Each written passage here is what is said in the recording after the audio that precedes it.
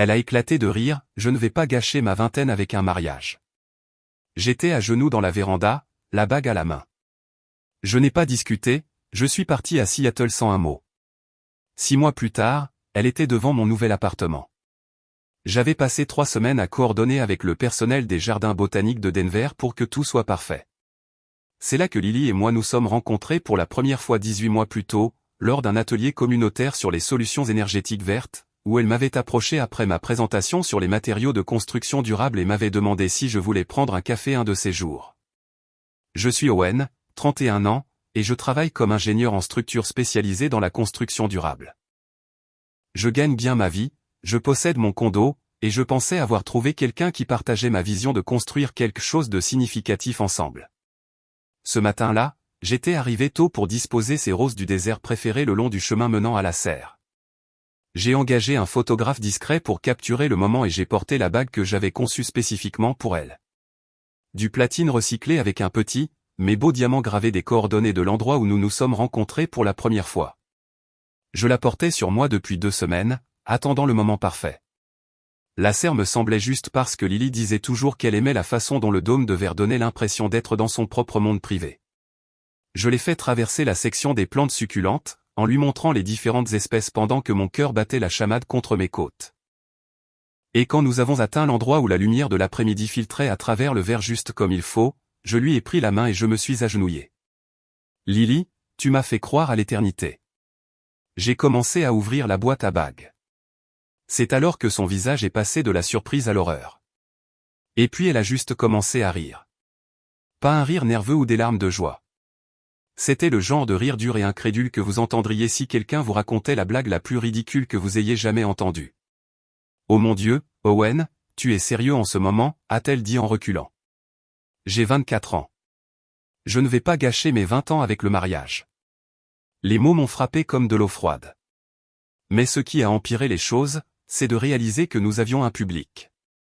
Une famille avec 2 jeunes enfants était entrée dans la serre, et les parents nous regardaient avec un malaise évident.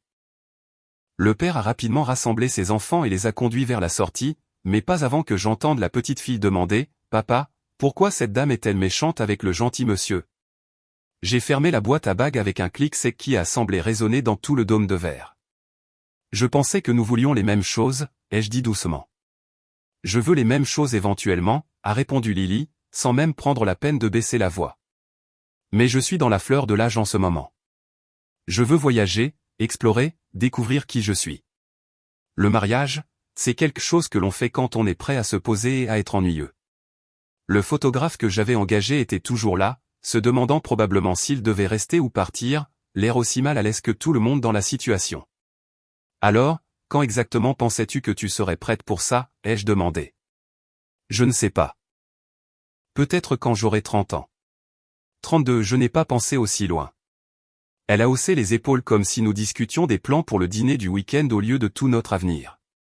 Tu aurais dû me demander ce que je voulais au lieu de simplement supposer que je voudrais me fiancer parce que tu as décidé que c'était le moment. Debout là, dans cette belle serre, entourée de plantes florissantes et de lumière naturelle, j'ai réalisé que j'avais été le seul à planifier un avenir ensemble. Le silence s'est étiré entre nous, rompu seulement par le doux bourdonnement du système de climatisation qui maintenait des conditions de croissance parfaites pour les plantes qui nous entouraient. Je pouvais sentir le poids de la boîte à bagues dans ma main. Ce symbole d'engagement, qui était soudainement devenu la preuve de ma totale méprise de notre relation. Je pense que je devrais te ramener à la maison, ai-je dit finalement, ma voix sonnant étrange même pour moi. Oui, probablement, a convenu Lily, en sortant déjà son téléphone pour vérifier quelque chose qui était apparemment plus important que cette conversation.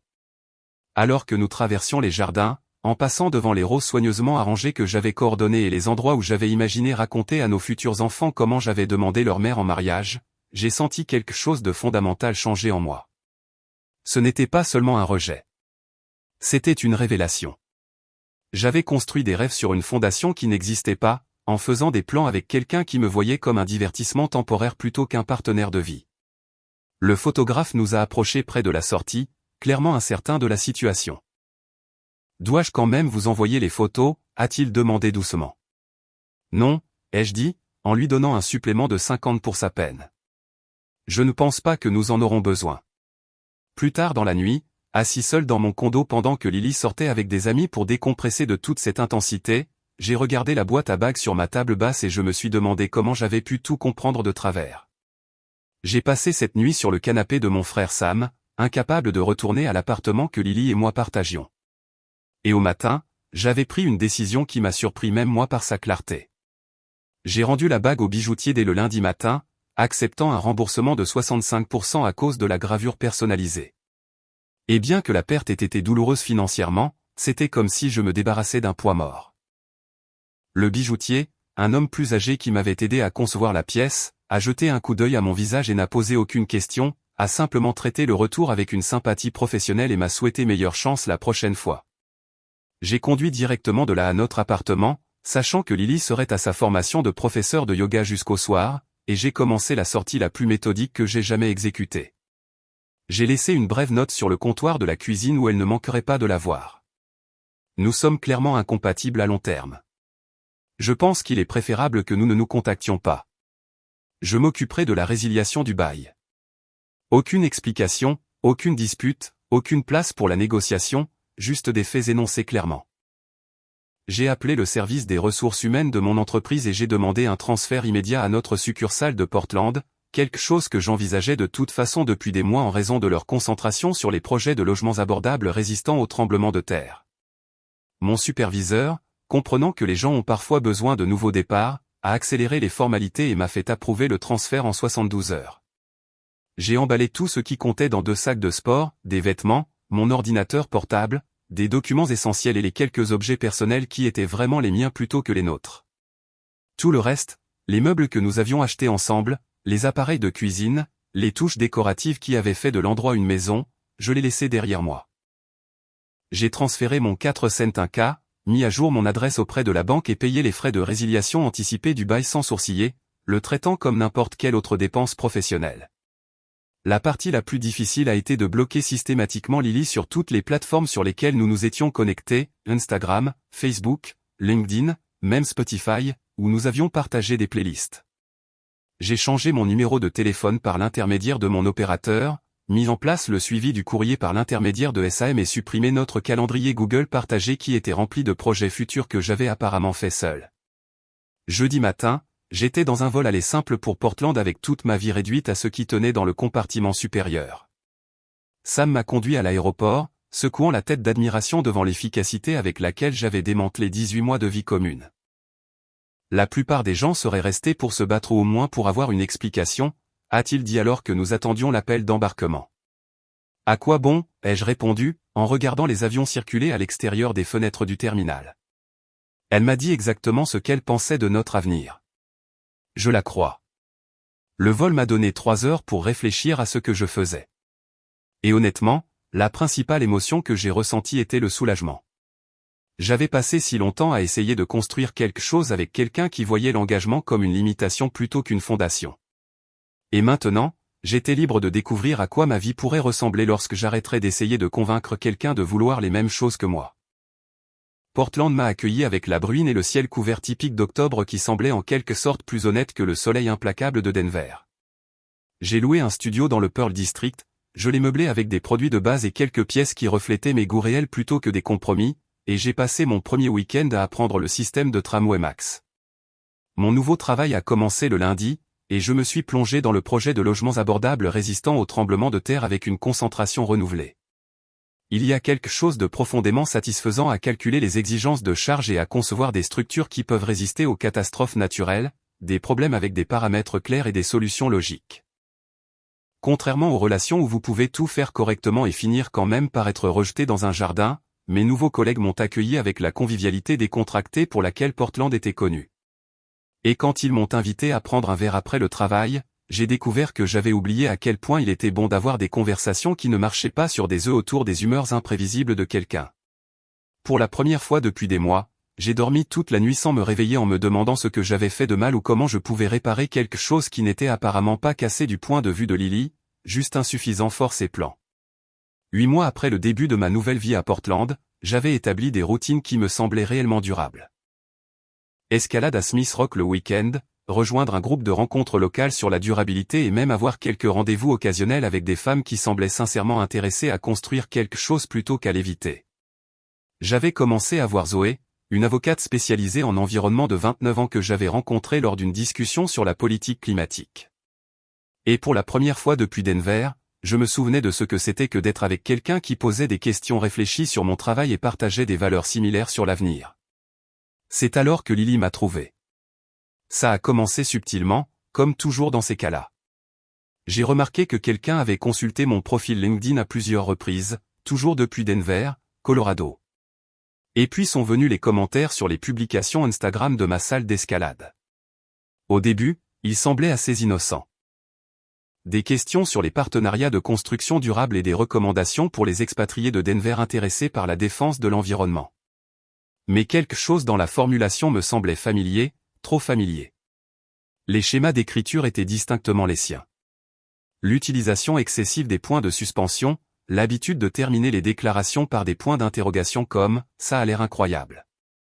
Travaillez-vous avec des entreprises au Colorado, et d'un travail si inspirant, j'adorerais me connecter pour des projets similaires. J'avais passé 18 mois à lire ses SMS et ses emails, et malgré les faux noms, je pouvais reconnaître sa voix n'importe où.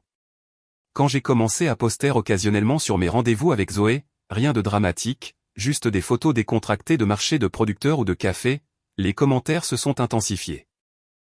Des messages anonymes ont commencé à apparaître sur la page Facebook du cabinet d'avocats de Zoé, soigneusement formulés pour paraître concernés plutôt que malveillants. Quelqu'un d'autre a-t-il remarqué des schémas inquiétants dans l'historique des engagements d'Owen Martinez? Je veux juste m'assurer que ce cabinet s'associe à des personnes ayant des antécédents solides en matière de relations et d'obligations professionnelles. Les messages provenaient toujours de comptes nouvellement créés avec des noms génériques et des photos de profils de stock, mais ils avaient tous le style d'écriture distinctif de Lily et sa tendance à formuler des attaques comme des préoccupations utiles. J'ai commencé à tout documenter, en prenant des captures d'écran avec des horodatages, en notant les adresses IP lorsque c'était possible, en tenant un journal détaillé de chaque incident. Ma formation en ingénierie m'avait appris à aborder les problèmes de manière systématique, et c'était clairement un problème qui nécessitait des solutions systématiques. J'ai consulté un spécialiste de la cybersécurité recommandé par le service informatique de mon entreprise, et ensemble, nous avons retracé plusieurs des comptes anonymes jusqu'à des adresses IP de café près de l'appartement de Lily à Denver. La spécialiste, une femme pragmatique nommée Rachel, qui s'occupait régulièrement de cas de harcèlement en ligne, a été impressionnée par ma documentation, mais pas surprise par le comportement. Les ex-partenaires qui ne peuvent pas lâcher prise escaladent souvent progressivement, a-t-elle expliqué, en me montrant des graphiques de schémas de harcèlement typiques. Ils commencent par la surveillance, passent au contact indirect, puis progressent vers l'interférence avec de nouvelles relations. La bonne nouvelle, c'est que vous documentez tout correctement. La mauvaise nouvelle, c'est que cela ne s'arrêtera probablement pas tout seul. Elle m'a aidé à mettre en place des mesures de sécurité supplémentaires sur tous mes comptes et m'a appris à conserver correctement les preuves numériques, m'avertissant que des personnes comme Lily interprètent souvent toute réponse, même le blocage, comme un encouragement à essayer plus fort. L'objectif est un désengagement complet, a expliqué Rachel. N'engagez pas, ne reconnaissez pas, documentez simplement et préparez-vous à une éventuelle escalade. J'ai suivi ses conseils religieusement, mais il était troublant de réaliser à quel point Lily s'efforçait de surveiller ma vie à des milliers de kilomètres de distance, créant de fausses personnalités et des stratagèmes élaborés juste pour laisser des commentaires anonymes remettant en question mon caractère aux personnes que je fréquentais. L'ironie ne m'a pas échappé. La femme qui avait ri à l'idée d'un engagement faisait maintenant preuve d'un niveau d'engagement obsessionnel pour perturber mes tentatives de tourner la page. Zoé, quand je lui ai finalement parlé de la situation, était plus perplexe qu'inquiète. Donc, votre ex-petite amie, qui a rejeté votre demande en mariage parce qu'elle ne voulait pas être attachée, vous traque maintenant en ligne parce que vous l'avez réellement écoutée et que vous êtes parti, a-t-elle demandé pendant le dîner dans notre restaurant vietnamien préféré. C'est exactement ce qui se passe, ai-je confirmé, en lui montrant quelques-unes des captures d'écran que j'avais recueillies. C'est comme si elle voulait que je me batte pour elle. Et quand je ne l'ai pas fait, c'est devenu cette obsession de prouver qu'elle avait fait le bon choix en s'assurant que je ne puisse pas être heureux sans elle. Zoé a étudié les preuves avec son œil d'avocate pour les détails, notant les schémas et les tactiques d'escalade. C'est du harcèlement, clair et simple. Vous pourriez envisager de tout documenter fort une ordonnance restrictive si cela continue. J'espérais que cela n'en arriverait pas là, mais les avertissements de Rachel sur l'escalade commençaient à se sentir prophétiques. Le harcèlement numérique était une chose, mais la prochaine action de Lily a franchi une ligne qui m'a donné la chair de poule. Elle avait d'une manière ou d'une autre tiré parti de relations mutuelles dans l'industrie de la durabilité pour obtenir un contrat de consultation avec mon projet actuel, demandant spécifiquement à travailler avec notre équipe sur la sensibilisation de la communauté pour le développement de logements à consommation net zéro que je dirigeais. La liste du projet était une information publique, donc elle savait exactement ce qu'elle faisait lorsqu'elle a postulé. J'examinais les spécifications des fondations dans notre bureau de chantier temporaire lorsque mon chef de projet a frappé et a dit que nous avions un nouveau consultant qui nous rejoignait pour la phase d'engagement communautaire. Lily Peterson de Denver, a-t-il dit, en vérifiant son presse-papier. Spécialisée dans la défense des bâtiments écologiques et les relations publiques. Elle devrait être là d'une minute à l'autre. Le nom m'a frappé comme un coup de poing, mais j'ai gardé une expression neutre pendant que mon esprit parcourait les plans d'urgence. J'avais espéré que 8 mois et 1000 miles suffiraient de distance, mais apparemment Lily avait décidé que ce n'était pas suffisant pour la fin de partie qu'elle poursuivait. Quand elle est entrée dans la roulotte de chantier 20 minutes plus tard, portant des vêtements professionnels que je ne lui avais jamais vus auparavant, et portant un portefeuille en cuir qui criait les honoraires de consultation coûteux, elle a parfaitement joué la surprise. Owen, a-t-elle dit, les yeux écarquillés comme si c'était la coïncidence la plus choquante de l'histoire de l'industrie de la construction. Je n'avais aucune idée que vous travailliez sur ce projet. Quelles sont les chances? Les 3 autres membres de l'équipe dans la roulotte ont regardé entre nous avec une curiosité évidente, attendant une explication de notre lien apparent. Nous nous connaissions à Denver, ai-je dit simplement, puis je me suis immédiatement excusé pour appeler les RH. J'ai passé ma pause déjeuner dans mon camion au téléphone avec mon chef de projet et mon représentant des RH, expliquant la situation avec un calme professionnel tout en luttant intérieurement contre l'envie de conduire directement à l'aéroport et de demander un transfert à notre bureau de Seattle à la place. Je leur ai fourni des copies de la lettre de rejet de Lily, la documentation de son harcèlement en ligne, des photos de notre relation qui prouvaient notre histoire, et la chronologie de sa demande de contrat de consultation qui est arrivée par coïncidence juste après que mon activité LinkedIn ait montré des progrès sur ce projet spécifique. Cela crée un conflit d'intérêts important. Le représentant des RH a convenu après avoir examiné ma documentation. Nous devrons mettre en place des protocoles pour garantir que toutes les interactions passent par un tiers et nous surveillerons la situation de près. En 24 heures, les RH avaient établi des directives strictes. Toute communication entre Lily et moi devait passer par notre coordinateur de projet. Nous ne pouvions pas être seuls dans le même espace de travail, et toute préoccupation concernant la conduite professionnelle déclencherait la résiliation immédiate du contrat. Lily semblait vraiment frustrée par ces restrictions, comme si elle s'était attendue à ce que notre proximité force et crée des opportunités de conversation personnelle sur nos problèmes non résolus. Au lieu de cela, elle s'est retrouvée piégée dans le rôle professionnel qu'elle avait manipulé pour obtenir, incapable d'aborder l'agenda personnel qui avait motivé sa poursuite de consultation à travers le pays. Mais Lily s'est rapidement adaptée, changeant de tactique de la confrontation directe à la guerre des relations publiques. 2 semaines après le début de son contrat, elle a publié un long article de blog sur son site web professionnel nouvellement créé et intitulé « Naviguer dans la masculinité toxique dans la construction verte, quand les hommes arment les RH contre l'avancement professionnel des femmes ». L'article ne me mentionnait pas par mon nom, mais quiconque connaissait notre situation reconnaîtrait les références à peine voilées à un ancien collègue qui a utilisé les structures de pouvoir institutionnel pour faire taire la voix d'une femme dans la défense de la durabilité. Elle a décrit les protocoles des RH comme des tactiques d'intimidation conçues pour protéger la fragilité masculine et s'est présentée comme une victime de discrimination au travail qui essayait simplement de contribuer son expertise à des projets environnementaux importants. L'article a gagné du terrain dans les cercles de la durabilité, partagé par des personnes qui ne connaissaient pas le contexte complet et l'ont vu comme un autre exemple de femmes confrontées à des représailles professionnelles. Plusieurs de mes collègues me l'ont transmis avec des messages inquiets, me demandant si je connaissais cette tendance troublante dans notre industrie, ne réalisant pas qu'il me montrait une attaque calculée contre ma réputation professionnelle déguisée en justice sociale. Mes mains tremblaient lorsque j'ai transmis l'article à notre conseiller juridique ainsi que toute la documentation que j'avais recueillie sur le schéma de harcèlement de Lily et le calendrier suspect de son contrat de consultation. En 48 heures, l'article de blog de Lily avait été supprimé suite à une pression juridique, mais pas avant que des dizaines de personnes de notre réseau professionnel ne l'aient capturé et partagé, créant exactement le type de dommage à la réputation qu'elle avait prévu. Le retrait de l'article de blog a semblé déclencher quelque chose de désespéré chez Lily, comme si la perte de cette plateforme pour son récit la poussait vers des approches plus directes et de plus en plus délirantes. Des colis ont commencé à apparaître à mon immeuble, de petites boîtes laissées à la réception qui contenaient des fleurs pressées des jardins botaniques de Denver, des lettres manuscrites analysant notre rupture de communication, avec le genre de détails qui suggérait qu'elle avait été obsédée par chaque conversation que nous avions jamais eue, et des copies de livres d'auto-assistance sur les relations avec des passages entiers surlignés en jaune et annotés de notes comme « Cela explique. Pourquoi vous vous fermez émotionnellement et nous aurions pu travailler sur cela ensemble ». Le personnel de la réception de l'immeuble est devenu mal à l'aise avec la fréquence des livraisons, surtout quand Lily a commencé à inclure des instructions spécifiques sur le moment où je devais les recevoir. Comme si elle orchestrait une sorte de campagne romantique plutôt que de harceler quelqu'un qui avait explicitement demandé de ne pas être contacté. J'ai tout documenté, photographiant chaque colis avant de jeter le contenu. Mais l'impact psychologique d'avoir des rappels de notre relation qui apparaissaient constamment dans mon espace m'épuisait d'une manière que je n'avais pas anticipée. Pire que les colis, c'était de découvrir que Lily avait d'une manière ou d'une autre compris mon horaire d'escalade et avait commencé à apparaître sur les mêmes falaises extérieures que je fréquentais le week-end. Smith Rock est une destination d'escalade populaire, donc sa présence là-bas pouvait être expliquée par une coïncidence. Mais quand elle s'est présentée dans des endroits plus obscurs comme Bro en Bluff et Rocky, des endroits que seuls les locaux connaissaient, il est devenu clair qu'elle suivait activement mes mouvements. Elle installait son équipement à portée de vue de mes voies, maintenant toujours une plausible dénégation sur la coïncidence tout en s'assurant que je la voyais m'observer grimper.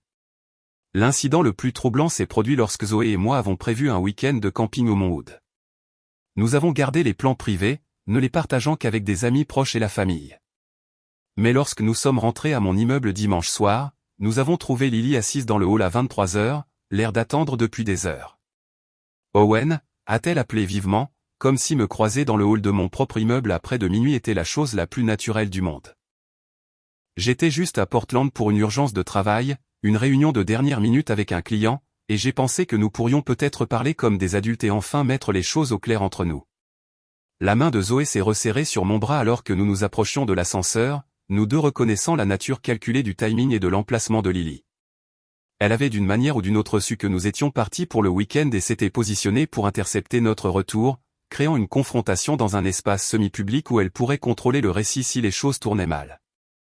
Il n'y a rien à éclaircir, ai-je dit, en appuyant sur le bouton de l'ascenseur à plusieurs reprises pendant que Lily se levait du coin salon du hall. Nous ne sommes pas en contact pour de bonnes raisons. C'est tellement inutilement hostile, a répondu Lily, sa voix prenant ce ton blessé que je me souvenais des disputes sur l'argent et les projets d'avenir. J'ai pris l'avion jusqu'ici juste pour m'excuser correctement et peut-être trouver une sorte de conclusion pour nous deux. Ne penses-tu pas que nous le devons à ce que nous avions d'avoir au moins une conversation honnête ? L'ascenseur est arrivé et Zoé et moi sommes entrés, mais Lily s'est déplacée vers nous alors que les portes commençaient à se fermer. Je ne suis pas folle, Owen, a-t-elle dit, sa voix montant légèrement. Je veux juste comprendre ce qui a si mal tourné entre nous. J'ai suivi une thérapie, j'ai travaillé sur moi-même, et je réalise que j'ai fait des erreurs, mais tu as simplement disparu sans nous donner une chance de réparer quoi que ce soit. J'ai appelé la sécurité de l'immeuble depuis mon appartement, et ils ont confirmé que Lily était dans le hall depuis environ 21h, prétendant attendre un ami qui habitait dans l'immeuble. Lorsque la sécurité a demandé quel ami, elle a fourni un faux nom et un faux numéro d'appartement, puis a insisté sur le fait qu'elle devait s'être trompée d'adresse. La police est arrivée 20 minutes plus tard et a émis un avertissement formel d'intrusion pendant que Lily fondait en larmes, insistant sur le fait qu'elle ne traquait personne et qu'elle voulait juste une conclusion à une relation qui s'était mal terminée.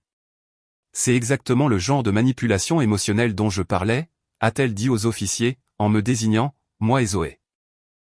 Il ne peut pas gérer les conversations matures sur notre histoire commune. Alors, il appelle la police au lieu d'être simplement un adulte à ce sujet. L'incident d'intrusion a été la dernière poussée dont Zoé et moi avions besoin pour installer une caméra de sécurité dans notre couloir et commencer le processus de demande d'une ordonnance restrictive, quelque chose que j'avais espéré ne serait jamais nécessaire, mais qui était devenu inévitable alors que le comportement de Lily passait du harcèlement numérique à la traque physique à travers les États. L'audience pour l'ordonnance restrictive était prévue 3 semaines plus tard, et j'ai passé ce temps à compiler ce qui était devenu un dossier de documentation complet, 6 mois de capture d'écran, de journaux de mai, d'images de sécurité de l'immeuble, de déclarations de témoins de mes collègues et du personnel de l'immeuble, et une chronologie détaillée montrant le schéma d'escalade de la surveillance numérique à l'infiltration sur le lieu de travail et à la traque physique. La juge, une femme d'âge moyen qui traitait clairement ses cas régulièrement, a examiné mes preuves méthodiquement, tandis que Lily était assise de l'autre côté de la salle d'audience avec un avocat qu'elle avait engagé pour contester l'ordonnance. Appelée à présenter sa défense, Lily s'est présentée comme une ex-petite amie confuse qui essayait simplement d'obtenir une conclusion et qui avait été mal comprise par un ancien partenaire trop sensible qui utilisait le système judiciaire pour éviter les conversations d'adultes. Son avocat a soutenu que des rencontres fortuites dans des zones d'escalade publique et une seule visite à mon immeuble ne constituaient pas une traque, qualifiant l'article de blog de commentaires professionnels légitimes qui avait été censuré par des tactiques d'intimidation. Mais les preuves étaient accablantes. La juge a noté la coordination entre les États, les fausses personnalités en ligne, la manipulation des réseaux professionnels et le schéma croissant de contact malgré des demandes claires de non-communication. L'ordonnance restrictive temporaire est devenue permanente, interdisant à Lily de me contacter directement ou indirectement, de s'approcher à moins de 500 pieds de ma résidence ou de mon lieu de travail, et de créer tout contenu sur les réseaux sociaux qui me référençait professionnellement ou personnellement. Je pensais que la résolution juridique mettrait enfin un terme à tout cela, mais Lily a violé l'ordonnance restrictive en une semaine en créant une autre fausse personnalité pour rejoindre ma salle d'escalade. Elle s'est éteint les cheveux en noir et utilisait le nom de Lisa Peterson, pensant probablement que le changement de nom subtil suffirait à éviter la détection, mais son style d'escalade et la manière distinctive dont elle organisait son équipement l'ont immédiatement trahi. Le personnel de la salle de sport l'a reconnue grâce aux photos que j'avais fournies et a appelé la police, ce qui a conduit à l'arrestation de Lily un vendredi après-midi alors qu'elle assurait un grimpeur sans méfiance qui ne se doutait pas qu'il était utilisé comme couverture for une traque. L'arrestation a déclenché une évaluation psychologique obligatoire dans le cadre de ses conditions de libération sous caution. Et lors des procédures judiciaires ultérieures, j'ai appris que Lily avait été diagnostiquée avec un trouble d'anxiété d'abandon et des traits de personnalité narcissique, des termes cliniques qui expliquaient mais n'excusaient pas la campagne de harcèlement d'un an qui avait consommé une si grande partie de mon énergie mentale. Le rapport de son thérapeute, qui est devenu une partie du dossier judiciaire, décrivait un schéma de comportement où le rejet romantique déclenchait des tentatives obsessionnelles de reprendre le contrôle et la validation, escaladant souvent jusqu'à ce qu'une intervention externe force la cessation. 2 ans se sont écoulés sans contact après que Lily ait purgé une brève peine de prison et terminé une thérapie ordonnée par le tribunal. Pendant ce temps, Zoé et moi nous sommes fiancés lors d'une simple cérémonie au lac Cratay. Pas de planification élaborée, pas de photographe, juste nous deux et la question qui comptait le plus, veux-tu construire une vie ensemble? Quand elle a dit oui sans hésitation, j'ai enfin compris ce que c'était que d'être avec quelqu'un qui voulait les mêmes choses que moi quand je les voulais. Nous avons acheté une maison dans le sud-est de Portland, adopté un chien de refuge nommé Atlas, qui souffrait d'anxiété de séparation que nous avons patiemment travaillé ensemble, et avons commencé à parler de délai pour les enfants sans que personne ne rie à l'idée d'un engagement. L'ironie ne m'a pas échappé que le rejet de Lily m'avait finalement conduit à quelqu'un qui appréciait les qualités même qu'elle avait trouvées étouffantes. Ma tendance à planifier à l'avance, mon désir de stabilité, ma conviction que l'amour devrait être exprimé par des actions cohérentes plutôt que par de grands gestes suivis de longues périodes d'incertitude. Parfois, lorsque Zoé et moi travaillions dans notre jardin le week-end ou examinions notre budget pour les rénovations de la maison que nous prévoyions, je me surprenais à penser à la personne que j'aurais pu devenir si j'étais resté à Denver, essayant constamment de prouver ma valeur à quelqu'un qui ne voulait fondamentalement pas ce que j'avais à offrir. L'ordonnance restrictive m'avait donné plus qu'une protection juridique. Elle m'avait donné une perspective sur la quantité d'énergie que j'avais dépensée pour quelqu'un qui avait rendu ses priorités parfaitement claires ce jour-là au jardin botanique. Zoé ne m'a jamais fait sentir que j'étais trop sérieux, ou trop concentré sur l'avenir. Au lieu de cela, elle regardait notre plan quinquennal pour rembourser la maison et disait des choses comme « J'aime la façon dont vous réfléchissez à toutes les possibilités ». Ou « C'est tellement réconfortant d'être avec quelqu'un qui veut réellement construire quelque chose de durable ». Le contraste entre quelqu'un qui voyait la planification comme étouffante versus quelqu'un qui la voyait comme bienveillante était la différence entre marcher constamment sur des œufs et enfin pouvoir respirer librement dans ma propre relation. 5 ans plus tard, j'examinais les plans de structure d'un nouveau projet de logements abordables lorsque mon téléphone a vibré avec un message de Sam, mon frère, qui vivait toujours à Denver et fournissait occasionnellement des mises à jour que je n'avais jamais demandées mais que j'appréciais secrètement. « Je pensais que tu devrais savoir », disait son texto. J'ai croisé notre ami commun Mike à la brasserie, et il a mentionné que Lily avait déménagé au Costa Rica l'année dernière. Apparemment, elle a épousé un professeur de yoga et a lancé une entreprise de retraite de bien-être. La nouvelle semblait surréaliste, mais pas surprenante. Lily avait toujours été attirée par les récits de réinvention et l'idée que des lieux exotiques résolvent des problèmes internes. Selon les détails de suivi de Sam, elle organisait des retraites axées sur l'aide aux gens pour libérer les schémas relationnels toxiques et trouver une connexion authentique, ce qui m'a semblé être soit une véritable croissance, soit une projection élaborée, peut-être les deux.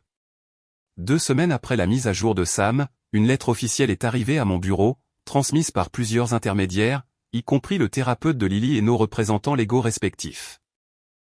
La lettre était manuscrite sur du papier cher et m'était adressée avec une formalité soignée. Owen, je veux assumer l'entière responsabilité du harcèlement et de la traque qui ont perturbé votre vie à Portland. Mon comportement était inexcusable, motivé par mes propres problèmes psychologiques non traités d'abandon et de contrôle.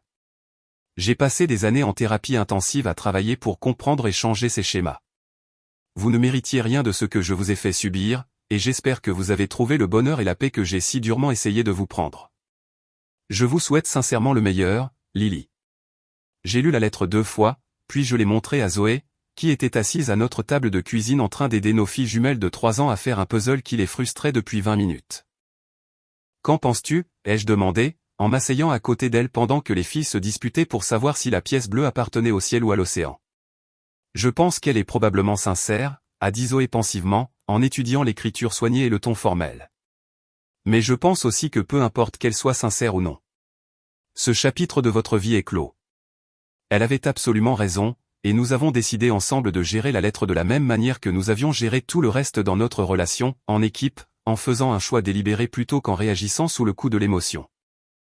Ce soir-là, après que les jumelles aient été couchées et que nous ayons fini de nettoyer la vaisselle du dîner qui se multipliait d'une manière ou d'une autre quand on ne faisait pas attention, nous avons fait un feu dans notre foyer extérieur et avons brûlé cérémonieusement la lettre, regardant la dernière tentative de contact de Lily se dissoudre en fumée et en cendres.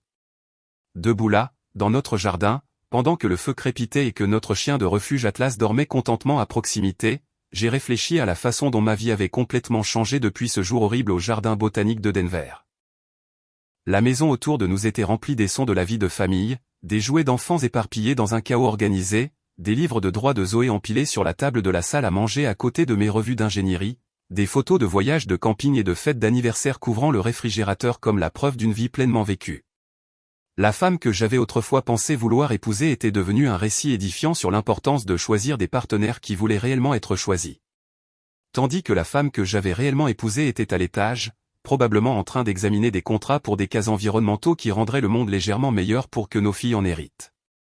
J'ai réalisé que le véritable amour ne consistait pas en de grands gestes romantiques ou en la conquête de quelqu'un par la persistance et la planification. Il s'agissait de trouver quelqu'un qui vous choisissait volontairement et constamment, aussi bien les mardis soirs ordinaires que les défis inattendus. Quelqu'un qui voyait votre désir de construire quelque chose de durable comme un cadeau plutôt qu'un fardeau. Le rejet de Lily, aussi dévastateur qu'il ait pu paraître à l'époque, avait été le catalyseur de la construction d'une vie basée sur une compatibilité authentique plutôt que de forcer des pièces incompatibles à s'assembler et d'espérer que le temps les ferait en quelque sorte s'adapter.